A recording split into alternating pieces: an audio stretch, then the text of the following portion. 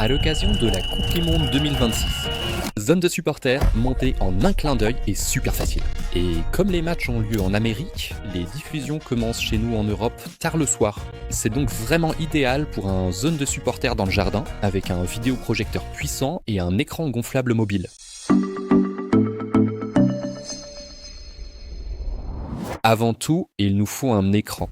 Et justement, Selection vient de sortir la solution extérieure parfaite, les écrans d'extérieur INF. Ce sont des écrans mobiles et gonflables. Ils existent en 2 modèles différents et en plusieurs tailles. Si vous voulez plus d'informations sur les écrans, n'hésitez pas à regarder la vidéo juste ici en haut. Pour notre zone de supporters dans le jardin, nous choisissons ici le modèle Professional INF avec ses 140 pouces complets. C'est parti!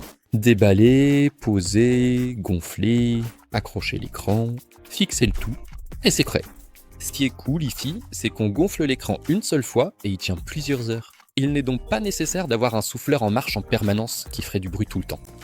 Et c'est aussi très pratique, c'est super rapide et on peut facilement faire le montage tout seul. Ensuite, il nous faut un vidéoprojecteur. Le mieux, c'est de le poser sur une table, de façon à ce que l'objectif soit à peu près aligné avec le bas de l'écran. Ici, nous avons le Hisense C2 Ultra. Avec ses 3000 lumens, il est largement suffisant pour notre retransmission publique en soirée. Mais pour que l'image soit bien visible même lors d'événements plus lumineux, il vaut mieux prendre un vidéoprojecteur d'au moins 6000 lumens, voire plus si possible.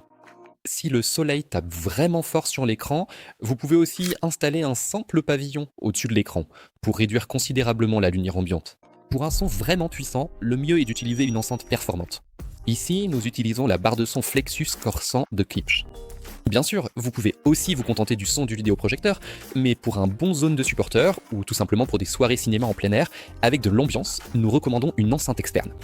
Bien sûr, il nous faut aussi de l'électricité. Avec un enrouleur de câbles et une protection contre les trébuchements et une multiprise, c'est réglé directement. Mais on peut aussi alimenter le vidéoprojecteur de manière mobile avec une batterie puissante. Maintenant, nous connectons la barre de son au vidéoprojecteur avec un câble HDMI et RC. Mais avec la plupart des vidéoprojecteurs, cela fonctionne aussi sans fil, via Bluetooth.